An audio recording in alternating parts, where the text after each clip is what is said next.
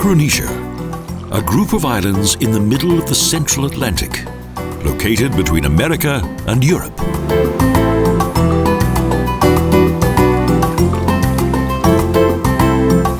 Many of the islands are inhabited and open to tourism, and each one has its own character.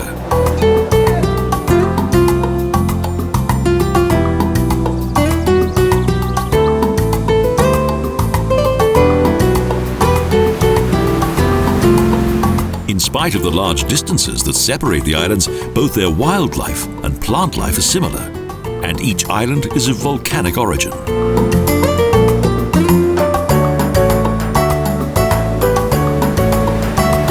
The name Macaronesia dates back to botanist Philip Barker Webb.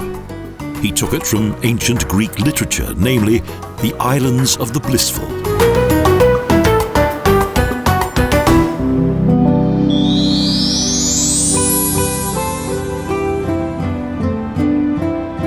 The Azores. São Miguel, gateway to the Azores. This, the largest and most densely populated island of the Azores, was named after St. Michael, as it was discovered on his feast day. The island's capital, Ponta Delgada, boasts magnificent churches and monasteries, as well as a well-stocked market and the Azores' largest port.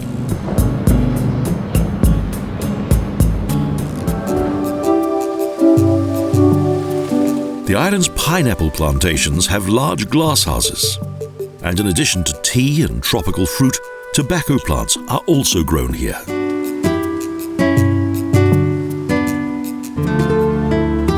Villafranca do Campo was the original capital of the island, and the outlying Nossa Senhora da Paz Chapel a place of pilgrimage.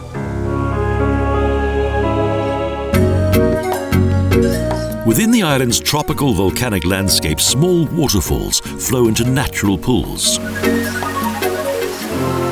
The tranquil Lake of Fire fills a crater, and the idyllic crater lake, Lake Furnas, is surrounded by forests. In these calderas, boiling hot water from over 100 meters below ground penetrates the surface.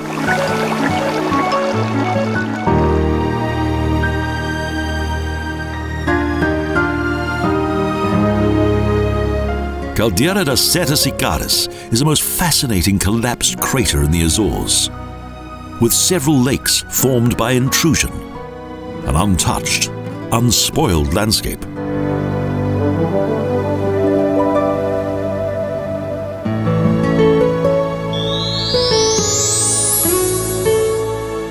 TERCEIRA is located in the middle of the archipelago. Angra do Heroísmo is the island's capital and also a World Heritage Site. Here there's both culture and history. This is the largest religious building in the Azores and was influenced by Spanish architecture, the Igreja do Santíssimo Salvador da Sé Cathedral.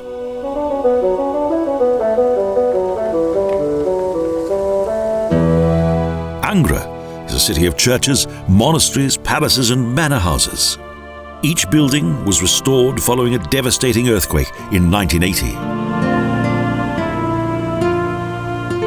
The Convento São Gonçalo is the oldest and largest of the city's 9 monasteries. In the center is a well-laid-out garden, and the once untamed coast has become a sun worshipper's paradise.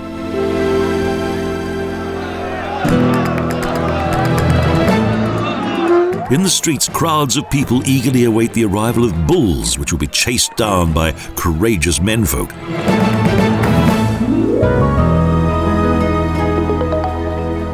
TERCEIRA is also of volcanic origin. The descent into the Alga do Cavalo cave in the island's interior is like traveling into a devilish abyss.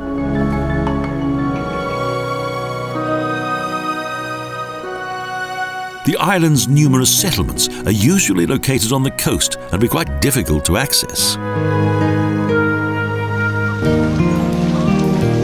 Here, thoughts of the region's history come alive. There are giant craters, and São Sebastião, probably the island's oldest settlement.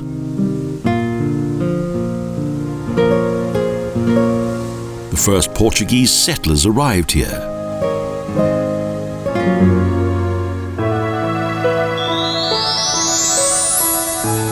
Graciosa, the lovely, the charming. This, the second smallest island in the Azores with its capital Santa Cruz, is a relaxed place. The Matriz de Santa Cruz church dominates the town, and its houses are predominantly single-story.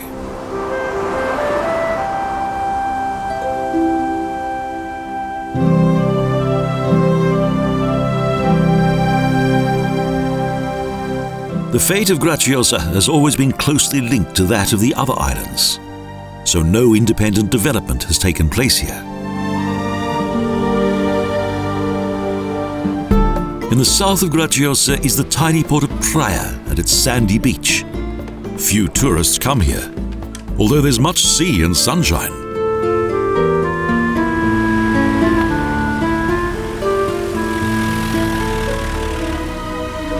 There's little else here, apart from the St. Mateus church.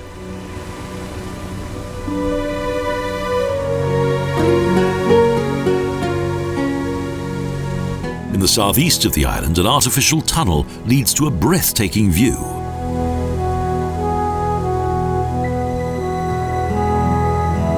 A caldera that measures around 1,200 meters in diameter. The crater is partly wooded and partly used as pasture land. But this peaceful scene is deceptive. A volcano lies below. It was discovered via a series of steps that led to a hidden underworld. The Fernia do Enzofre cave. On the northern border of Serra das Fontes is the village of Fontes, which contains one of the island's last 30 windmills.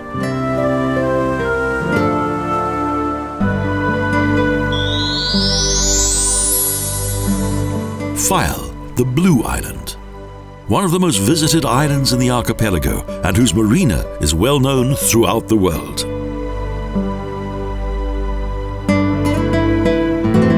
Horta is the island's capital, and since 1976 has also been the seat of the Azores Parliament.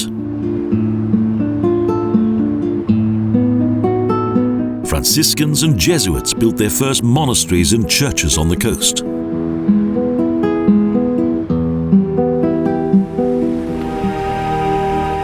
But due to pillaging and stormy seas, they subsequently moved to the city, where they remained until their expulsion.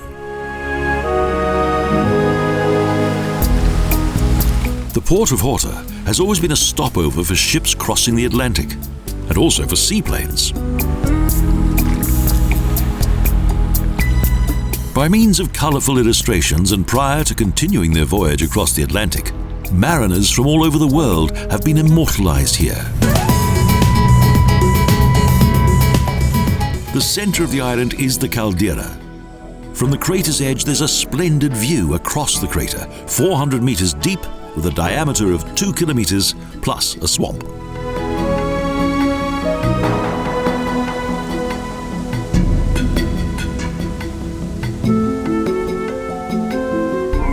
This rugged and hostile landscape originated due to powerful volcanic eruptions that began on the 27th of September 1957 at 8 o'clock in the morning.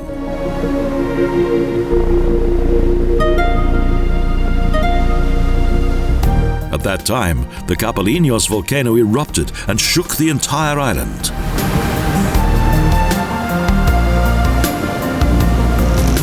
Lapped by the strong waves of the Atlantic, relatively few visitors come here.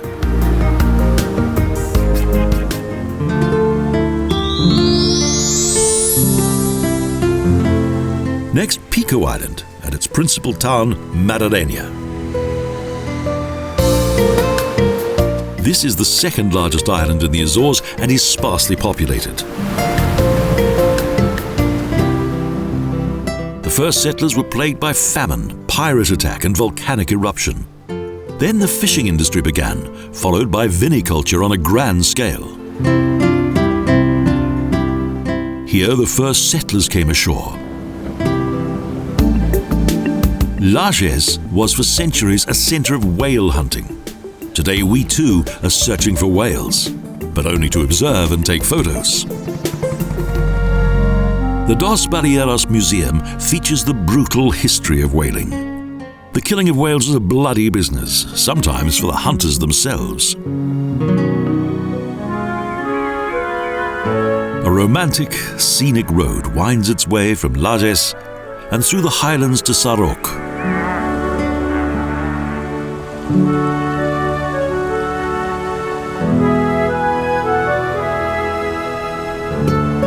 On the north side of the island, Sarroch is the island's second oldest settlement, a tranquil village on a hill with a harbour that has become the centre of commerce.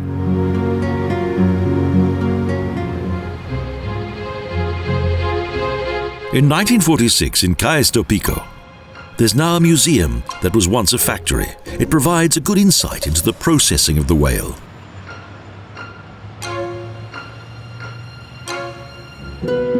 The Franciscan monastery of São Pedro de Alcantara originated in 1718. The monks were eventually forced to leave Lages due to volcanic eruptions in the south of the island. Following a volcanic eruption, the north coast was also evacuated. Fearing a recurrence, no one wished to return.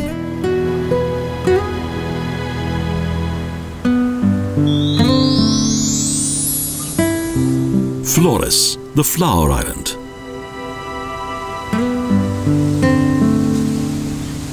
Santa Cruz, on the eastern tip, is the island's small principal town, and their folklore museum is situated within a former Franciscan monastery.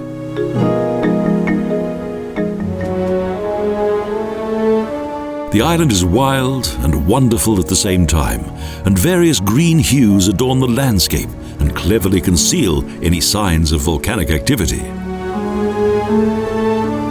The plant world owes its lushness to the weather.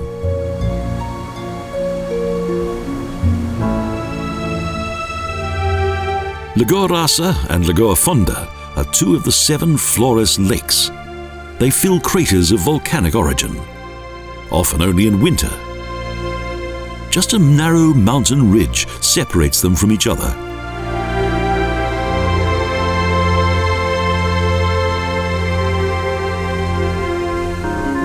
Quada was once a small village whose inhabitants left for America. Today it's a small and exclusive tourist attraction.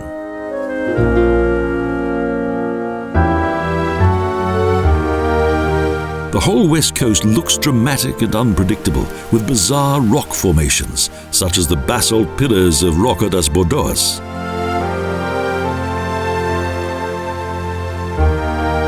This small village lies at the end of Faialzinha's fertile basin, which flows along the west coast.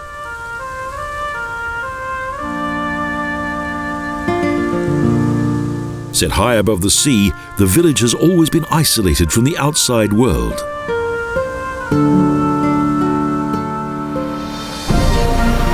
The Azores is a secret place.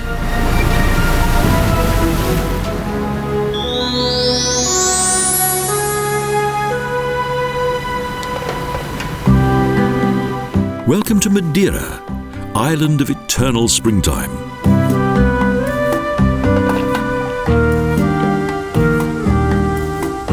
A floating garden in the Atlantic with colourful flowers, wild beauty and exotic scents.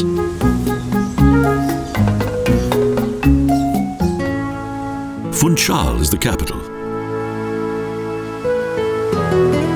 Zaco came on behalf of Portugal, and in 1493 King Manuel I founded the cathedral that is located in the main street.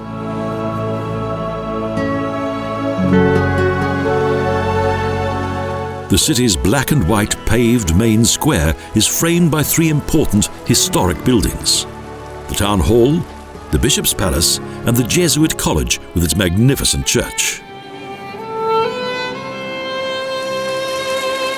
The Museum of Religious Art is to be found in the former bishop's palace.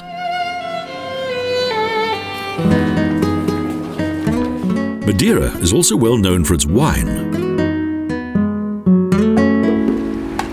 Below, yachts and a promenade. Up high, a park with a pond, fountains and excellent views.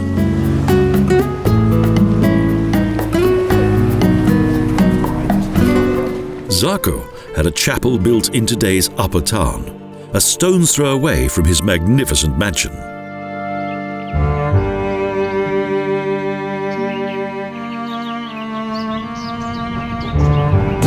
A funicular goes up to Monte, a pilgrimage site high above Funchal.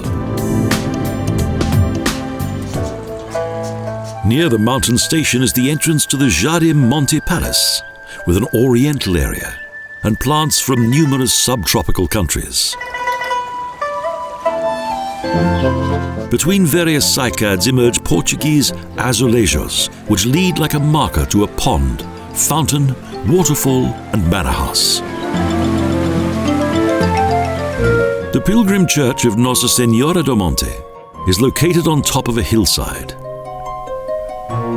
Here lies Karl von Habsburg, the last Austrian emperor.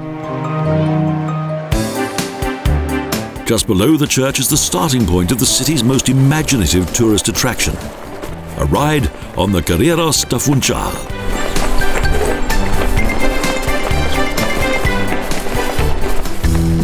The small fishing village of Calobos is west of Funchal on the south coast. It was made famous by Winston Churchill, who sat here and painted the small harbour. Colourful fishing boats lie at anchor in the tiny sheltered bay. Drying in the sun, a number of cat sharks dangle on poles, and the nightly catch is processed early next day in the harbour.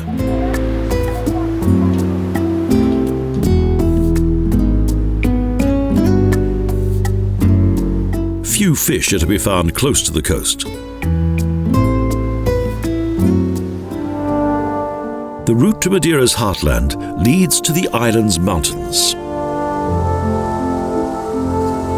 At 1,400 meters above sea level, snow falls in winter and fog is a constant companion.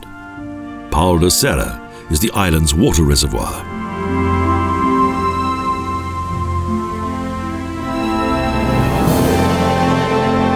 From Rabassal there's a path along the Levada do Risco. The whole environment here is moist, and a paradise for mosses and ferns.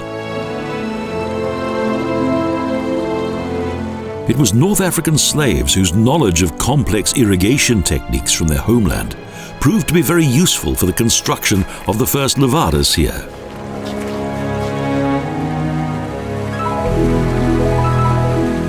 At the beginning of a valley, São Vicente lies hidden beyond the steep slopes of the northern coastline.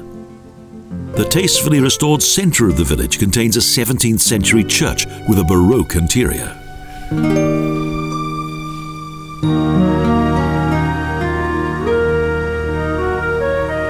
The town is particularly well known for its grutas, Madeira's only accessible cave system, which also indicates its geological past. Here, volcanic tubes formed around 400,000 years ago.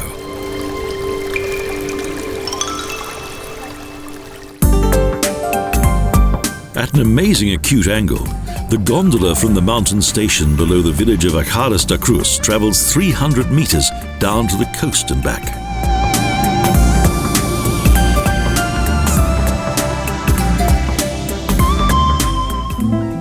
In the northeast is the tourist centre of Santana.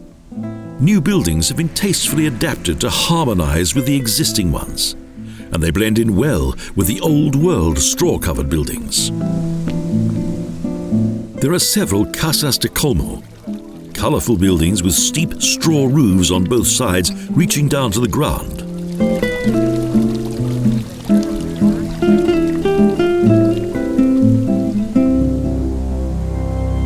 Over 1,800 meters high are the weathered remains of the ancient volcanic cone that today forms Madeira's central mountains.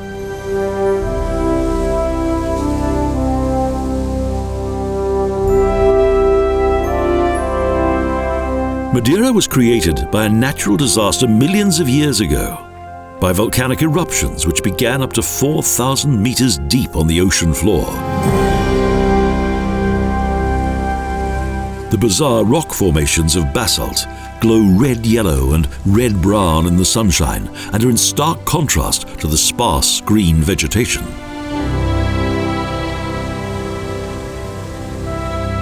Walkers must travel up and down narrow paths and steep inclines, usually accompanied by cloud and mist that disappears almost as soon as it's appeared. It's a paradise for walkers.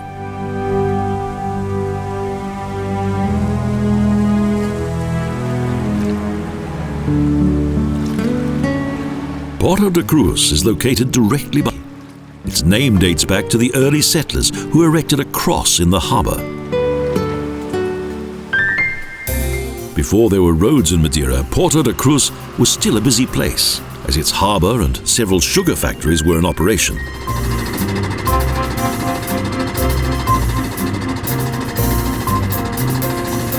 One sugar mill is still active and produces both syrup and rum.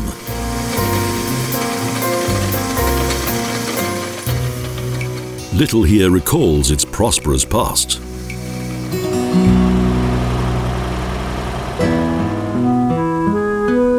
The road to the east coast travels via Camacha, a village of basket makers. At the end of the 19th century, the English set up basket production here, which employed a large part of the village's population.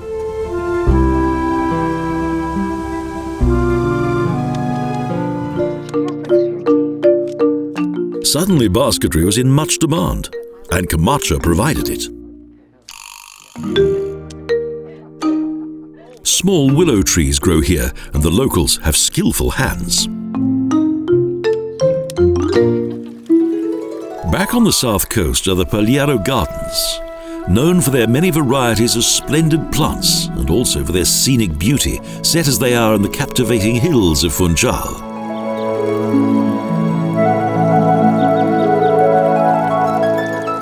English and French landscape architects added their expertise, and now visitors can enjoy the vivid splendor of these marvelous gardens.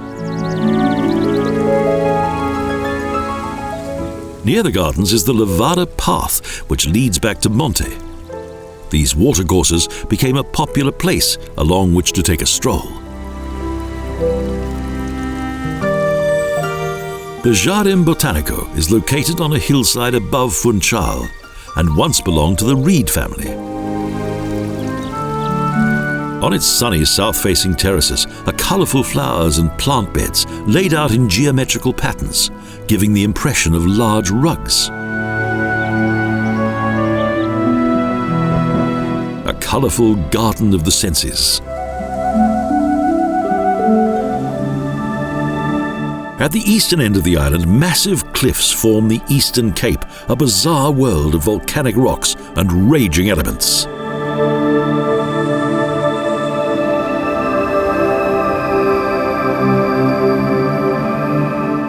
Wild beauty and many hidden treasures.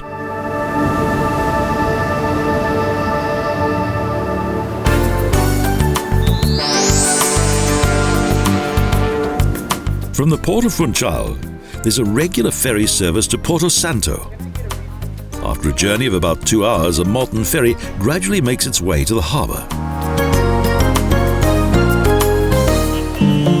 Even today, Vila Baleira is the capital of the island which Captain Zarco entered prior to going to Madeira and claiming it as a Portuguese colony in 1419.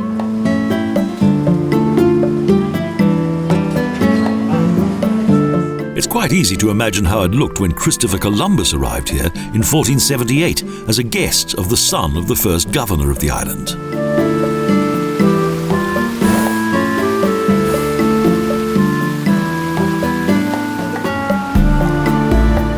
A number of windmills recall the time when wheat was grown and grain was milled. Porto Santo is a wonder of sand and rock. Islas Canarias, the islands of the dragon tree and happiness at the edge of the world.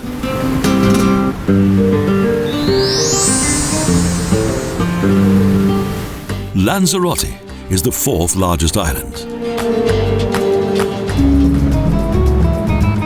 At the southern end of the island is Playa Blanca.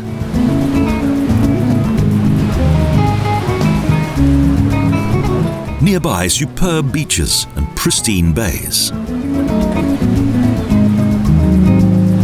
The route to the interior of the islands travels via Yaiza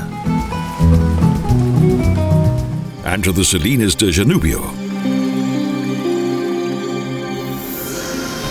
Close by, strangely shaped cliffs plunge down into the wild waters of the Atlantic. The wild coast ends in a natural bay.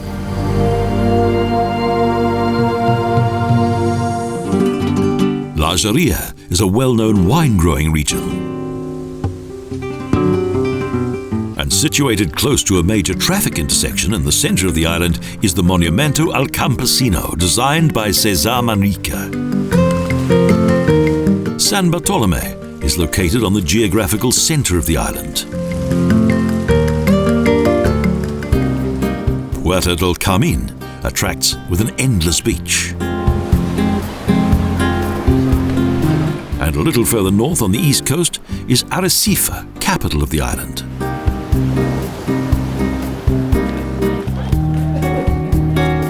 In the heyday of Canary Island fishing, this was an important center of deep-sea fishing.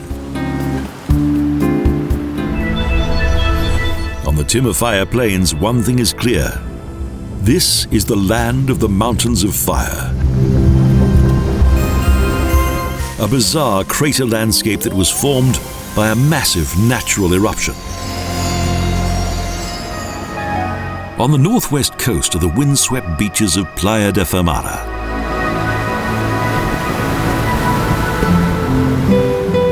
Back in the middle of the island, the historic capital of Tuguisa shines out in regal splendor. From an old quarry, César Manrique also created the Jardin de Cactus. And Horta is situated in the Valley of 1,000 Palms, in the highest region of the island. Lanzarote is the black pearl of the Canaries.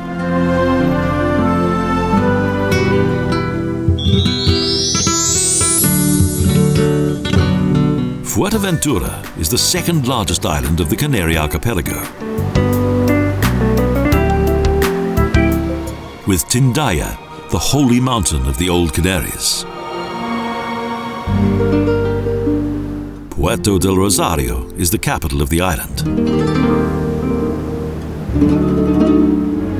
And along the coast is a dune landscape. Antigua is one of the oldest locations, with a magnificent mill and cactus garden.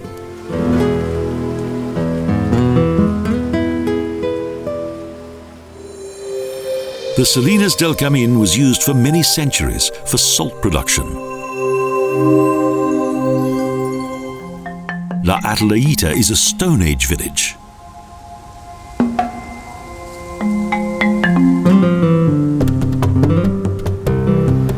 And from Las Playitas, a road leads up to one of the island's 4 lighthouses. At La Lajita is Oasis Park, with wildlife and botanical garden. The former fishing village of Morojable has now become a holiday resort. The hinterland is an uninhabited and deserted landscape which fascinates with its volcanic cones and black lava fields. A vast desert-like landscape of dunes.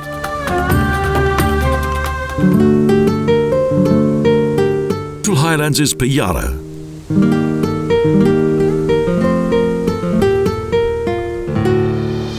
In 1402, the Spanish conquistadors first stepped ashore in Ai. Again inland is Betancuria, a wonderful location. And from the Mirador de Moro, the statues of the island's indigenous people survey their paradise on the edge of the world.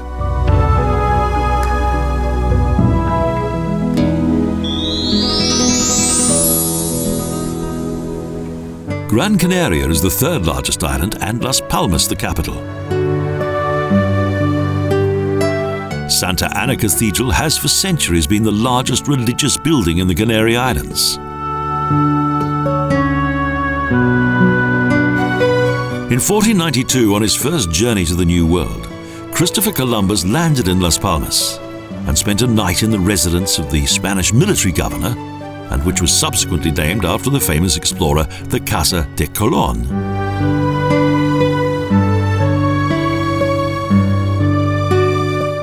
On the edge of Parque de Ramas is the Pueblo Canario, a replica of a Canarian village. Here there's the traditional song and dance of the islands, with colourful costumes and nostalgic music.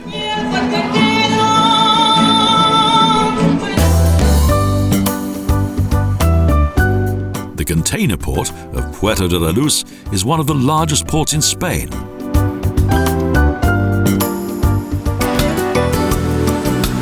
And the Playa de las Canteras is one of the most beautiful beaches in the world and comparable with Rio's Copacabana.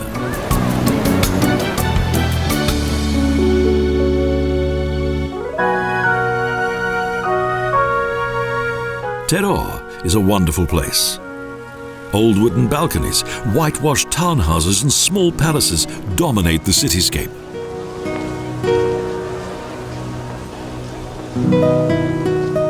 A small square pays homage to Teresa de Bolivar, daughter of the city, and the town hall is a good example of colonial times. Again, wooden balconies.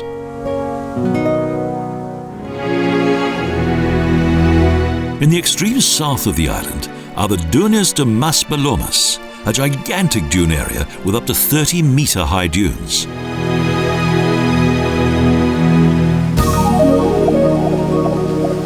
The main attraction in the subtropical Palmitos Park is the large Aqua Show Theatre, in which friendly dolphins show off their many talents.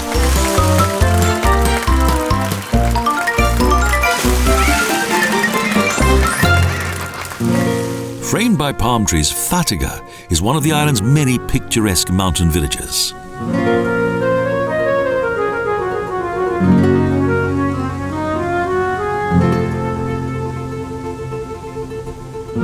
Narrow streets and splendid gardens feature in this oasis village.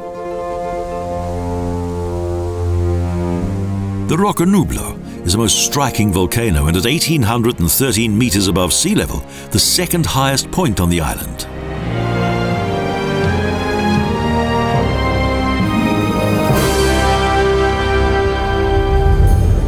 Not far from Guialda is the cave complex of Cenobio de Valerón. The indigenous people of the Canaries lived at various levels in these mysterious caves located in the soft, volcanic, tough rock. Next, Puerto de Maguán and the hot south. This former fishing village is now a tourist resort with a sandy beach. The harbour area is popular with sunbathers.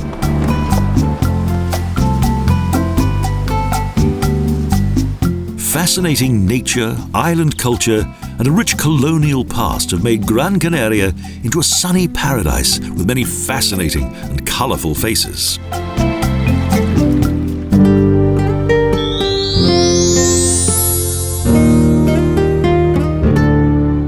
Santa Cruz de Tenerife is capital city, port, and commercial metropolis of the largest of the 7 Canary Islands.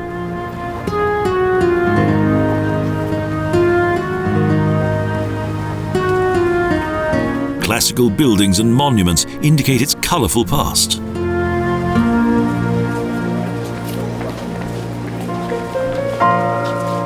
This church tower is the city's main landmark. It belongs to the island's oldest church, of which the interior is of Mudéjar design.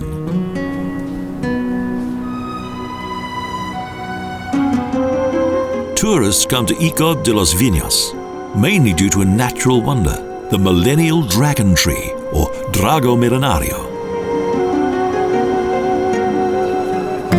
In the island's interior is San Cristobal de la Laguna.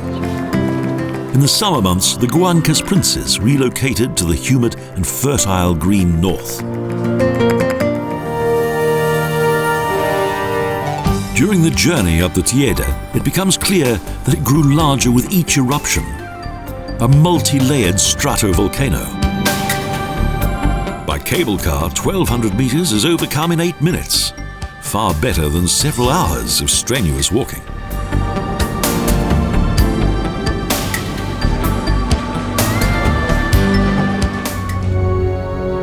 The panorama at 3,555 meters above sea level is overwhelming, and the crater walls of the huge caldera are amazingly dramatic.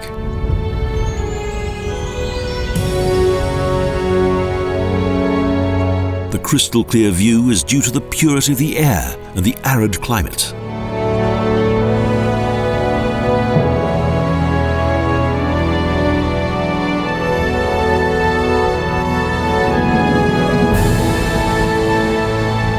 The Teide divides the island into 2 climatic zones.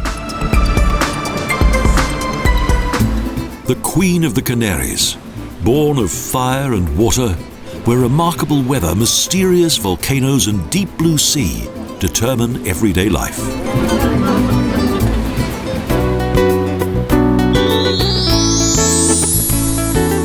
La Palma, the wild beauty. Santa Cruz, once the gateway to the New World with townhouses, a town hall and church.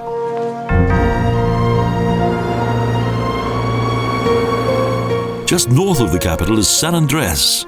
Today, banana plantations surround the old city. And hiking trails and tunnels lead through a protected laurel forest. Almost on the extreme northern tip of the island, and picturesquely framed by terraced fields high above the sea, is the village of El Tablado.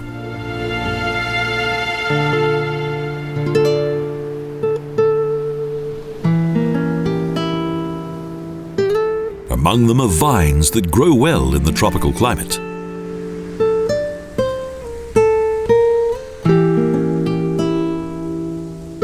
In sunlight, this wild, romantic landscape is particularly attractive with its lush splendor and solitude.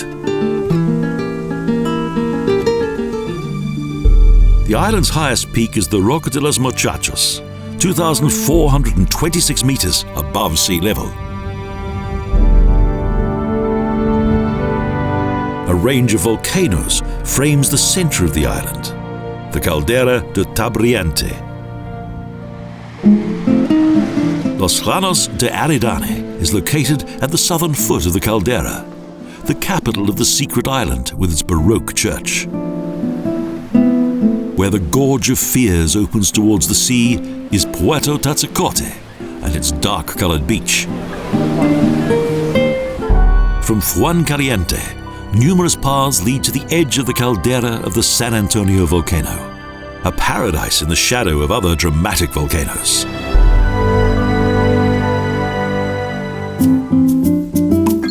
Cabo Verde, a tropical archipelago off the coast of Africa.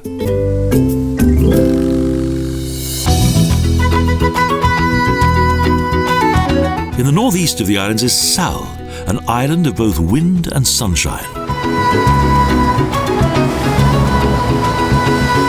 Espagos, the island's somewhat unglamorous capital, is located in the center of the island and extends beneath Monte Corral Hill.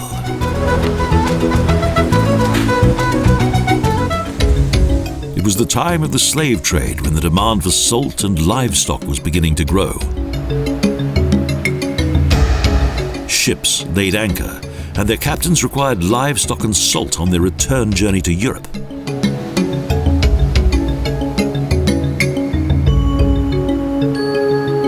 The relentless sun created it, namely the Salina Pedraluma.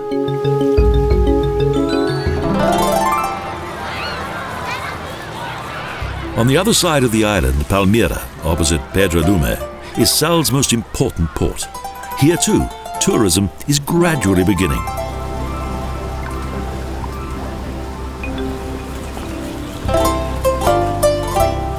The rock basins of Buracona are located on the coast.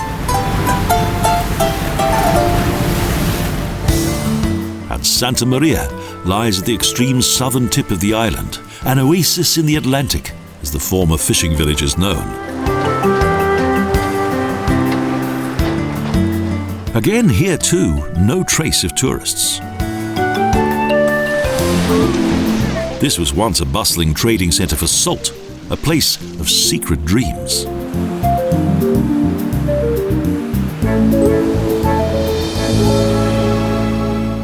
Santiago lies in the south, the largest island in the archipelago.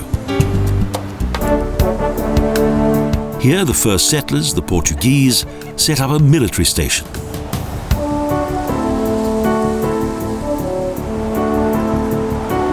Located on the southern tip is Praia, capital of the island, and with an African-style market. Located west of the capital is the imposing Fortaleza Real de São Felipe fortress.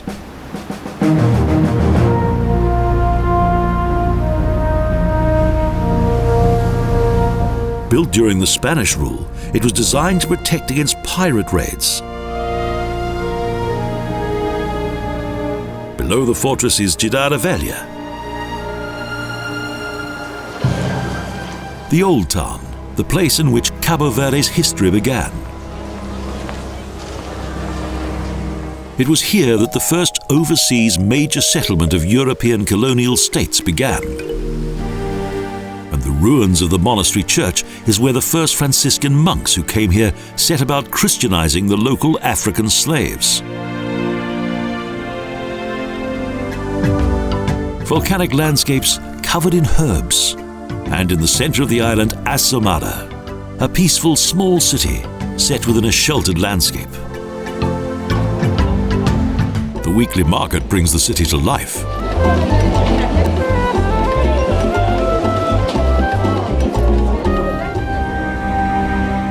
North of Assomada, a craggy mountain landscape.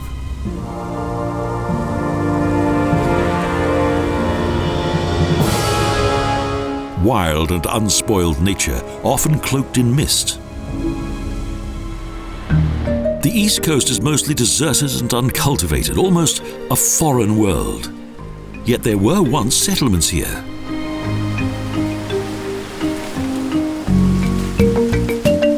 These were the Rebelados, to whom a private museum village is now dedicated.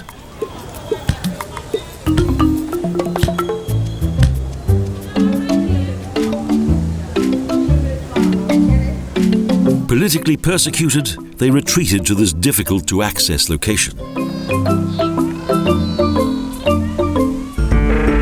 Near to Chao Bom, on the northwest coast, is an infamous former concentration camp, which has now been declared a national monument as a museum of resistance against fascism.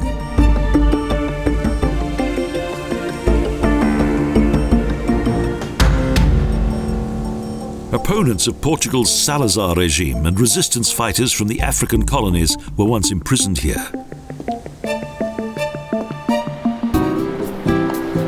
Farther north is Tarrafal, with its small semicircular bay and white sandy beach occupied by fishing boats and bathers.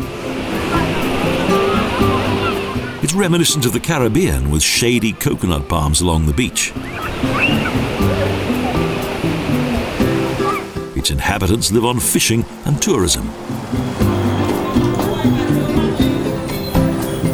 And they adore their island, their little paradise.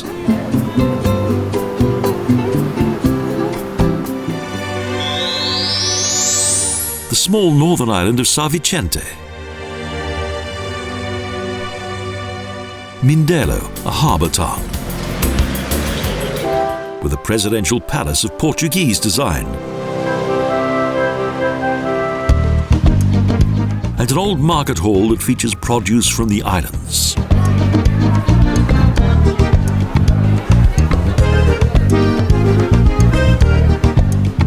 Colourful mansions are reminiscent of the heyday of the original city.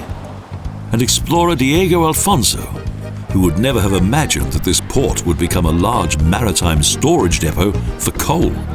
Indeed, the first overseas telephone cable was laid here. The fish market is a popular meeting place. close by is the symbol of the city, a replica of the Torre de Belém in Lisbon. Beyond the city is a world of mountains, a reddish-brown backdrop of rubble and stones, and Mindera's natural harbour. Originally, Monteverde rightly deserved its name. Everything was green, and maize, potatoes and beans grew here. But then came the devastating Sahel drought. The fertile landscape became a stony desert.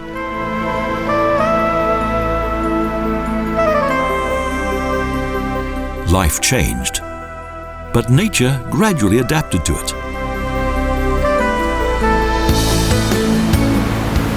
The stormy Atlantic continues to blow its thunderous waves against the rocky west coast.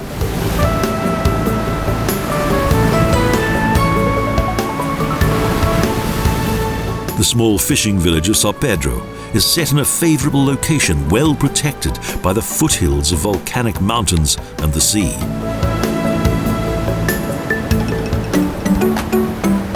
Despite its demanding landscape and dramatic history, the Cape Verdeans have a carefree nature.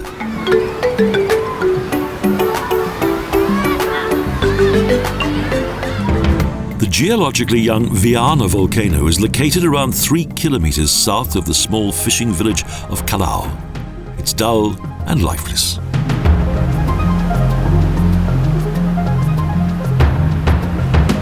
Although the floor of the caldera looks benign, just below the volcano is still restless, just waiting. Red-hot lava once spewed from this volcano. Ash and rock rained down upon the nearby vineyards, orchards and fields.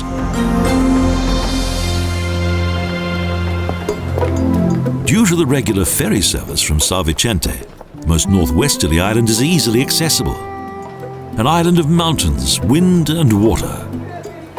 Cabo Verde's second largest island, Santo Antão.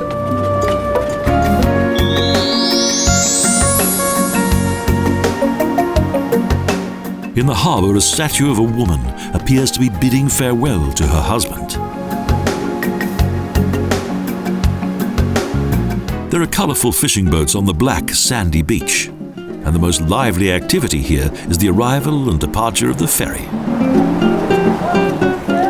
Between modern concrete blocks are a number of buildings in colonial style.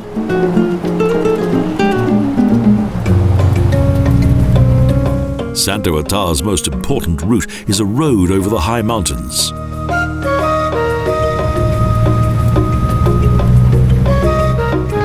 The colossal mountain scenery becomes even more impressive.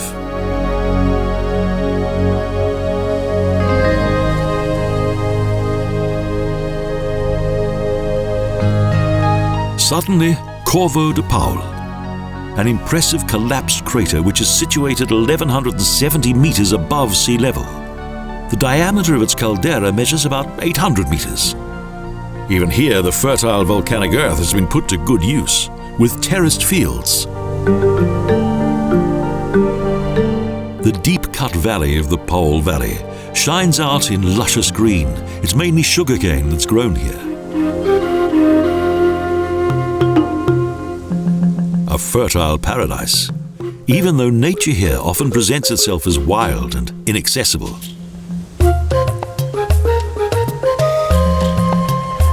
Santo Antão distills the finest grog in the whole archipelago. The grog milk, the pure syrup, is collected in containers, and for around 5 days it's stored in barrels to ferment and then distilled. A strong liquor, clear as water. The road to the coast runs along small settlements whose buildings cling to the hill slopes. Finally, the valley opens up and the proud Ribeira Grande appears on the narrow coast. With winding streets and colonial buildings with colourful facades. The most northern town is Ponta do Sol, whose Catholic church dominates, and the magnificent town hall shows off the statues of the small town. Since the founding of Porto Novo, this port has been the domain of local fishermen.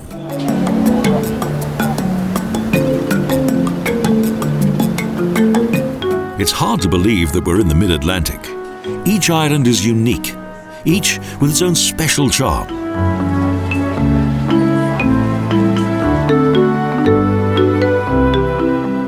Macaronesia is an island world of indescribable beauty and, above all, bliss.